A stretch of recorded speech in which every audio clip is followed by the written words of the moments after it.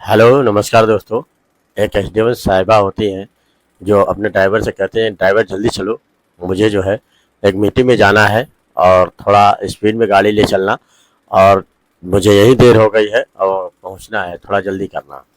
तो इस पे जो है ड्राइवर गाड़ी तेज चलाते हुए आगे जाता है और कम से कम 10-12 किलोमीटर आगे पहुंचता है। उसी समय उसकी गाड़ी पंचर हो जाती है और गाड़ी पंचर होने पर कहती है, अरे अरे मैडम, ये तो गाड़ी पंचर हो गई, हम लोग जितना जल्दी जाने के चक्कर में पड़े थे उतना और देर हो जाएगी। कहे जल्दी करो, मुझे जितना देर जल्दी पहुंचना था उतना ही गड़बड़ हो गया। तो ड्राइवर जाता है पीछे देखता है कि स्टेपनी निकाल के दूसरी लगा दे। बस देखने जाता है तो वहाँ उस गाड़ी में पीछे स्टेपनी ही नहीं होती है। तो कहता है, अरे मैडम, ये तो गाड़ी में स्टेपनी ही नहीं है। तो कहती है, अब क्या करें? कहे तो इतनी दूर कहीं गाड़ी पंचर बनाने वाला भी कोई नहीं दिख रहा है। तो कह रहा है कि ठीक है, अभी मैम एक मेरे पास फ़ोन है पंचर वाले का, उसको फ़ोन करता हूँ, क्योंकि वो जो है ऐसे ही पंचर बनाता है, का अपने गाड़ी पे सब सामान रखे हुए है और पंचर बना देता है। तो कहते हैं, कुछ भी करो, जल्दी करो, मुझे जल्दी निकलना है, समझे, और फटाक से जो है तैयारी करो और तुरंत बुला के लाओ। तो फ़ोन करता है। फ़ोन करने के बाद वो पंचर वाला आ जाता है 15-20 मिनट बाद, और आने के बाद जो है वो कहता है कि कहाँ है गाड़ी, और गाड़ी खोल के जो है वो पंचर बनाने लगता है। और कुछ देर बाद गाड़ी पंचर बनाने लगता है, और गाड़ी बनाने के बाद जो है वो कहता है, लो अब गाड़ी आपकी सही हो गई है। तो इस पर से अंदर से जो एसडीएम साहिबा होती हैं वो देखती हैं तो उनको कुछ नज़र आता है, तो सोचने लगती हैं कि ये तो कुछ जाना पहचाना चेहरा दिख रहा है। और देखने के बाद वो कुछ बोलती नहीं है और मन ही मन सोचने लगती हैं कि ये आदमी इतना ऐसे इस तरीके से कैसे हो गया है, पंचर बना रहा है और बहुत ही गरीबी हालत में है। फिर वो कुछ बोलती नहीं है, और जब वो पंचर बना लेता है तो सब बक्से में अपना बांध बूंद के जाने लगता है। तो ड्राइवर कहता है, अरे वो बताओ उसका पंचर का कितना पैसा हुआ, अपना पैसा तो लेते जाओ। तो उस पर कहता है कि सर, वो मुझे पंचर बनाने का पैसा आप लोग से नहीं चाहिए, और जो आप किराया जो कभी ज़रूरत पड़ेगी तो आप कभी मुझे हेल्प कर दीजिएगा। तो क्या करता है कि जब वो जाता है अंदर तो उसको देखता है, तो अंदर जो सोनाली जो एसडीएम होती हैं उसको देख के वो देखता है, तो वो सिंदूर लगाए रहती हैं और मंगलसूत्र भी पहने रहती हैं। तो देख के वो कुछ बोलता नहीं है और सीधे जाने लगता है। लेकिन वो जान जाता है कि ये जो है इनकी शादी नहीं हुई है, और शादी हो गई है, हो सकता है कि ये शादी अपना कोई दूसरा कर ली हो, लेकिन जानता सब है। और उसके बाद जो है एकदम से शॉक जब लगता है सोनाली को, तो वो सोचने लगती हैं कि ऐसा क्या हो जाता है कि आदमी इस तरीके से हो गया, एकदम गरीबी हालत में हो गया है।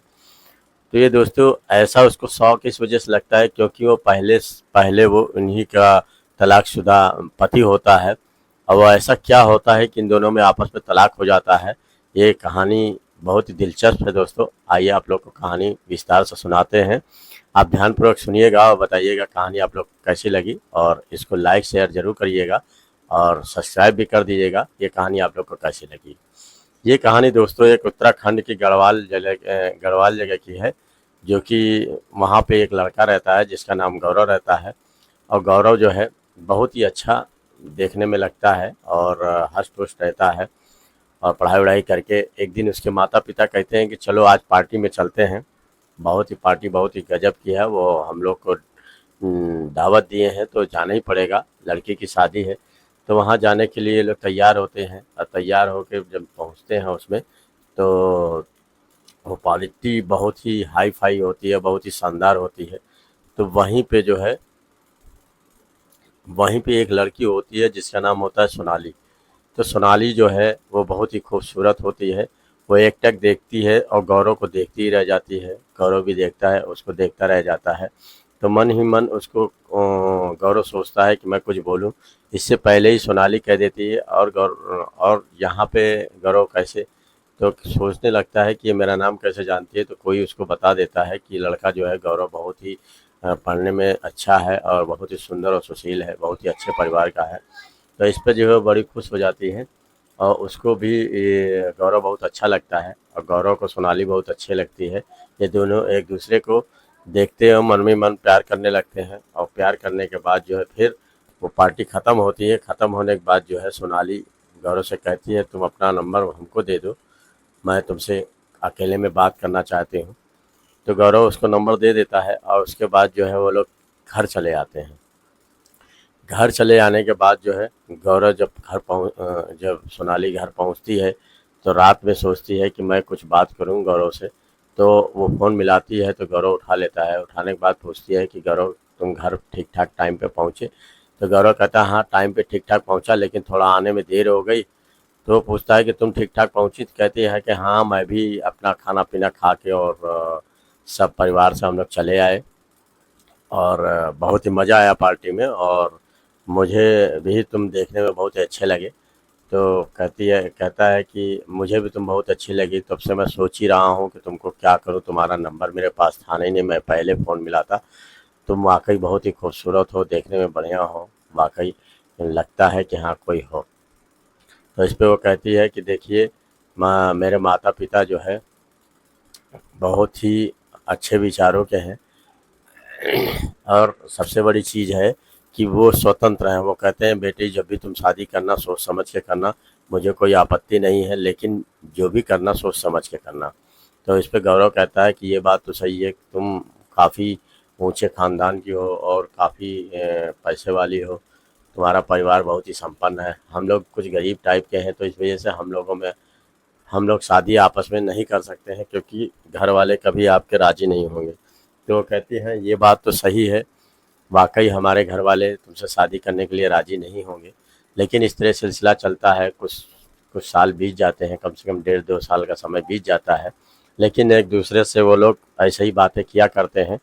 तो एक दिन वो कहते लगती है सोनाली कि देखो हम लोग इतने दिन बात करते हो गए हैं, अब मेरे परिवार वाले जो है अब शादी का रिश्ता भी देख रहे हैं इधर उधर, कोई पसंद आएगा तो कर देंगे। तो अगर तुम मुझे चाहते हो तो बताओ, तो हम लोग आपस में शादी कर लेंगे, लेकिन जो है अगर नहीं करने कहोगे तो मैं अपने पिता से कह दूंगी, तो मेरी वो शादी का ढूंढ रहे हैं वो कर देंगे। तो इस पे कहता है गौरव कहता है नहीं नहीं, मैं चाहता तो तुम्हें बहुत हूँ, लेकिन सबसे बड़ी चीज़ है कि मैं तुमसे गरीब हूँ, और मैं तुमको कैसे रख पाऊँगा, किस तरीके से शादी होगी। तो वो कहती है देखो अगर शादी करना है तो हाँ बोलो, बाकी सब मुझ पे छोड़ दो। तो कहता है कि हाँ मैं तुम्हारे बगैर रह नहीं सकता सोनाली, अगर तुम मुझसे प्यार करती हो तो ये तुम ही जानो कि कैसे शादी होगी। तो इस पे जो है सोनाली कहती है तुम परेशान मत हो, बस एक रजिस्ट्रार ऑफिस आ जाओ, हम लोग जो है तत्काल यहीं शादी कर लेते हैं, और हम लोग कोर्ट मैरिज करेंगे।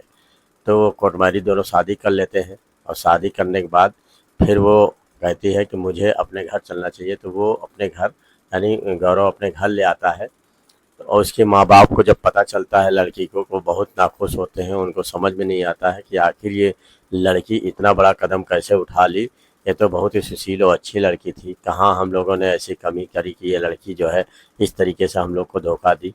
लेकिन वो सोनाली कहती है कि देखो पापा, ज़िंदगी में एक ही बार कोई शादी करता है, और सब काम आदमी कर सकता है, लेकिन अगर पति गड़बड़ मिल गया तो पूरी ज़िंदगी ख़राब हो जाती है। वो चाहे जितनी अच्छे ओहदे पे पहुंच जाए, बहुत ही अच्छी जगह पहुंच जाए, लेकिन फिर भी वो परेशान रहेगी, क्योंकि ये सबसे बड़ा फैसला होता है।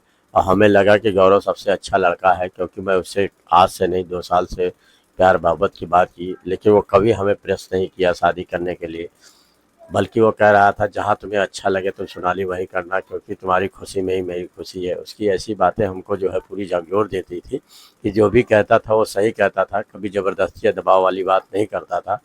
तो इस बात से हमें बहुत ही उससे प्रेरित हुई, और उससे शादी कर ली कि जो भी होगा देखा जाएगा।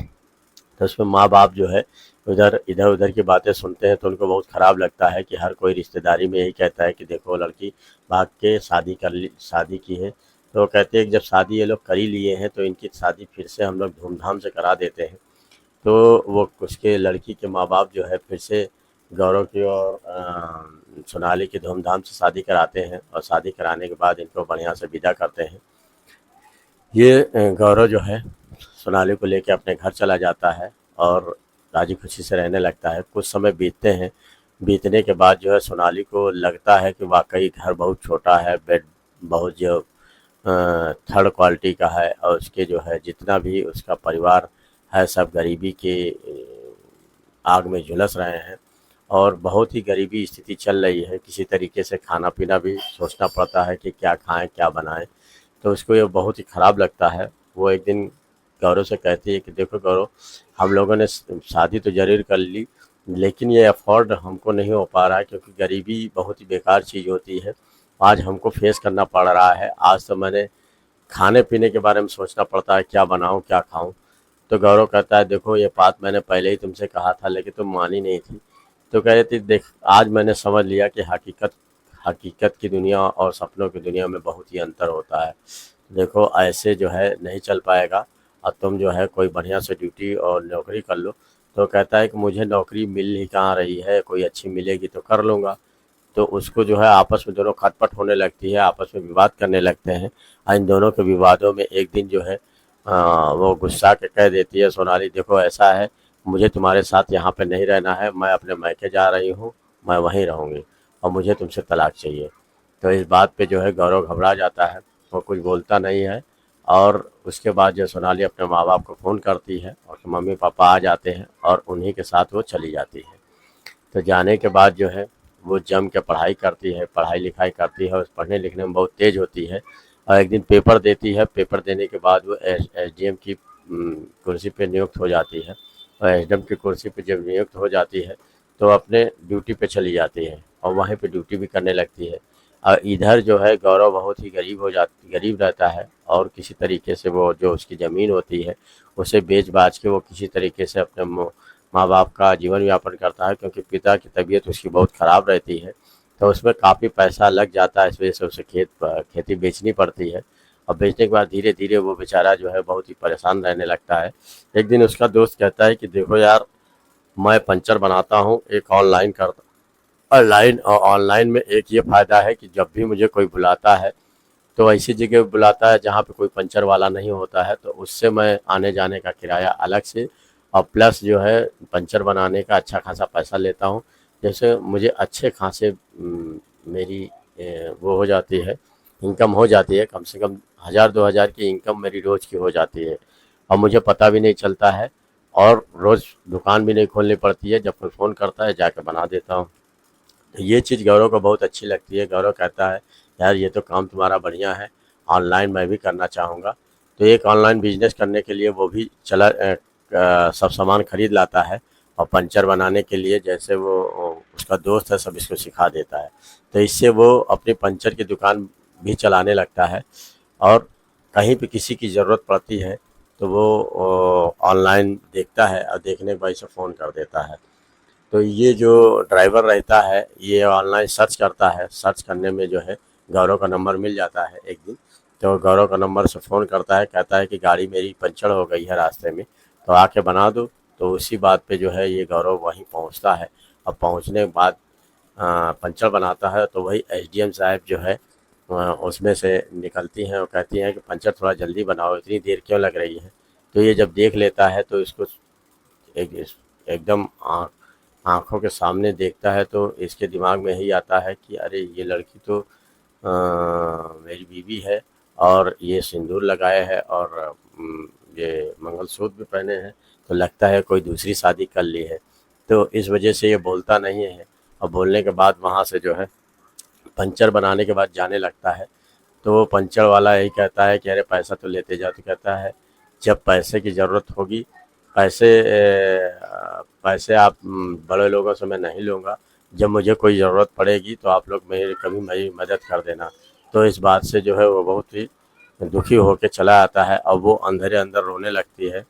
सोनाली, उसको भी समझ में नहीं आता है कि इस तरीके की दशा उसकी कैसी हो गई है। अब फिर उसके बाद एक लिफाफे में एक चिट्ठी में मोबाइल नंबर लिख के दे देती है और ड्राइवर को कहती है कि ये लड़के को दे दो और देने के बाद बता देना कि इसमें अगर कोई ज़रूरत पड़े कभी तो मोबाइल से फ़ोन करके हमसे बात कर लेगा, अगर कोई वैसी बात होगी तो हम ज़रूर मदद करेंगे। इस बात पे जो है तो ड्राइवर साहिबा एसडीएम साहिबा वो चली जाती हैं और जाने के बाद मीटिंग अटेंड करती हैं, लेकिन उनको उनको जो है मन में हमेशा यही होता है कि वो लड़का ऐसे किस तरीके से हो गया। और वो तो बहुत ही होनहार, बहुत ही बातचीत करने में बहुत ही अच्छा था, लेकिन वो उसकी गरीबी झलक रही बहुत तगड़ी कि ऐसे वो कैसे हो गया। तो और इधर ये पंचर बना के जब ये घर आता है, आने के बाद सोचता है कि क्या किस्मत होती है किसी की। वो लड़की जो है बताइए एक नॉर्मल थी और कैसे इतनी बड़ी एसडीएम बन गई। तो सोचता है फ़ोन करूं कि ना करूं, वो सोच में पड़ जाता है। लेकिन उसके दिमाग में आता है कि फ़ोन करके एक बार ज़रूर पूछता हूं कि आखिर ऐसे कैसे वो इतनी अच्छी कुर्सी पा गई, एसडीएम कैसे बन गई। तो फ़ोन करता है, वही रात के 9:30 बजे रहते हैं। फ़ोन करता है तो वो उठा लेती हैं। उठाने के बाद पूछता है कि और आप सही समय पे आप मीटिंग पे पहुंच गई? तो कहती है हाँ, मीटिंग पे सही टाइम पे पहुंच गई। और तुम बताओ तुम्हारा क्या हाल चाल है? तो कह रहे मेरा हाल चाल ठीक है। तो ये पूछती हैं कि ये तुम ये कब से पंचर बनाने वाला काम कब से करने लगे? तुम तो बहुत ही अच्छा नौकरी की तलाश में थे, तो तुम्हें नौकरी नहीं मिली क्या? तो कहता है कि नहीं, नौकरी तो नहीं मिली। तो और ये सब बताने के लिए अब मैं तुमसे क्या बताऊं, तुमने तो दूसरी शादी कर ली होगी और तुम्हारे सिंदूर और मंगलसूत्र है। तुम दूसरी शादी कर ली होगी, क्योंकि 5 साल का हम लोग का समय बीत गया है। हम लोग कभी एक दूसरे से बात भी नहीं किए। मैंने सोचा कि तुम मुझे छोड़ के गई हो तो शादी दूसरी कर ही ली होगी। इस बात पे कहता है कि देखो, अगर मुझसे सारी बात आप जानना चाहती हो तो ये सारी बात फ़ोन पे नहीं हो पाएगी। हमसे आके आप कहीं वैसे अकेले में मिलिए, तो हम लोग बैठ के एक दूसरे से बात ही करेंगे, तभी तभी कुछ आगे हमारे बारे में तुम्हें पता चल पाएगा कि आखिर मैं कैसे इस तरीके से हूँ। तो वो कहती हैं कि ठीक है, मैं कल टाइम निकाल के तुम्हारे पास आती हूँ, तब मुझे बताना आखिर क्या है। इसी बात पे जो है वो दोनों फ़ोन रख देते हैं, रख के सो जाते हैं। सुबह उठते हैं, उठने के बाद फिर ये गौरव फ़ोन करता है कि आप आएंगी या कि मैं अपने काम पे जाऊं? तो वो कहती है कि नहीं, अगर तुम्हारे पास काम ज़्यादा है तो काम निपटा लो अपना। तो कहता है नहीं, आपसे ज़्यादा बड़ा काम थोड़ी कोई है, मैं कल काम कर लूँगा। और वो जो है फ़ोन करता है। फ़ोन करने के बाद फिर ये आती हैं सोनाली जी, और काफ़ी घंटों बात करती हैं। बात करने के बाद इससे पूछती हैं कि आखिर ये दशा तुम्हारी कैसी हो गई? तो बताता है कि देखो, मेरे पिता की तबीयत बहुत ख़राब थी, उन्हें दिखाने के लिए बड़े बड़े हॉस्पिटलों में मुझे काफ़ी पैसा लग गया, और लगने के बाद मेरी खेती भी बेचनी पड़ी, और बेच के सब पैसा उन्हीं पे लगा दिया हूँ। अब उसके बाद मेरे पास कोई काम बचा नहीं। तो एक दोस्त ने हमें बताया कि ये पंचर की दुकान पे मैं इतना कमाता हूँ, तुम भी ऑनलाइन एक पंचर की दुकान खोल लो, तो तुम्हारे पास कोई फ़ोन आएगा तो तुम अच्छे खासे पैसे ले लोगे, तो जीवन तुम्हारी अच्छी खासी चलती रहेगी। तो इस तरीके से मैं जो है एक पंचर वाला बन गया। तो और बताइए तुम्हारा क्या हाल चाल है? तुम तो बहुत ही अच्छे ओहदे पे पहुँच गए, कैसे इतना बड़ा करिश्मा हो गया? तो कहती है कि यहाँ से तुम लोग घर छोड़ने के बाद जब मैं अपने यहाँ गई, तो सबसे पहली चीज़ तो तुम्हारे यहाँ पढ़ने का माहौल बन नहीं रहा था। मुझे पढ़ने में बहुत रुचि थी। मैं जानती थी कि अगर प्यार से कहूँगी तो तुम नहीं मानोगे और हमें ले आओगे। इसी वजह से मैं गुस्से में आई कि अगर इस तरह कहूँगी तो तुम कुछ दिन मुझसे दूर रहोगे, और मुझे पढ़ाई में इंटरेस्ट था और मैं फिर पढ़ लिख के कुछ बन जाऊँगी। तो वही काम मैंने किया और खूब मन लगा के पढ़ाई की। पढ़ाई करने के बाद एग्ज़ाम दिया। एग्ज़ाम देने में मैं बढ़िया से पास हो गई और एसडीएम की कुर्सी पा गई। अगर मैं उस समय ढीली बनती और तुमसे प्यार वाली बातें करती तो शायद मैं इस ओहदे पे नहीं पहुंच पाती, क्योंकि तुमसे बातें करती तो फिर तुम मेरे पास आते, फिर हम लोगों में कहा सुनी होती या कोई बात होती तो बात बिगड़ती। इसी चक्कर में मैंने तुमसे कभी कुछ बोला नहीं, कुछ किया नहीं, और आज एसडीएम की कुर्सी पे बन गई हूँ। तो मुझे अब कोई दिक्कत नहीं है। मैंने शादी नहीं की है और मैं तुमसे ही प्यार करती थी। तो इस पे गौरव कहता है कि वो तो सही है, लेकिन सबसे बड़ी चीज़ है कि अगर हम लोग फिर से अगर शादी करते हैं तो तुम मुझे स्वीकारोगी नहीं, क्योंकि एसडीएम तुम बन गई हो। जब उस समय तुम मेरे पास नहीं रहना चाह रही थी, तो अब तो मेरी कंडीशन और भी ख़राब है। तो वो कहती है कि तुम्हें काम करने की ज़रूरत ही क्या है, मेरी एसडीएम की कुर्सी से हम दोनों का गुजर बसर अच्छा हो जाएगा। तो वो कहता है कि देखो, मैं ये कभी गवारा नहीं करूँगा कि मैं बीवी की टुकड़ों पे पलूँ। इसी वजह से मैं स्वाभिमान आदमी हूँ, मुझे भी कुछ काम चाहिए, मैं काम करके अपना काम करना चाहता हूँ। तो वो कहती है ठीक है, मैं तुम्हें कुछ ऐसा करती हूँ कि तुम्हें अपनी ड्राइवर की कुर्सी पे बात करती हूँ। अगर तुम अपने ड्राइवर रख लेती हो, और रखने के बाद तुम्हें जो पैसा मैं ड्राइवर को देती हूँ वो तुमको दे दिया करूँगी। इससे तुम ड्राइवर भी रहोगे और मुझे कहीं आना जाना आने जाने के लिए हमेशा साथ भी रहोगे। तो ये ठीक रहेगा? तो इस पे गौरव कहता है हाँ, ये ठीक रहेगा।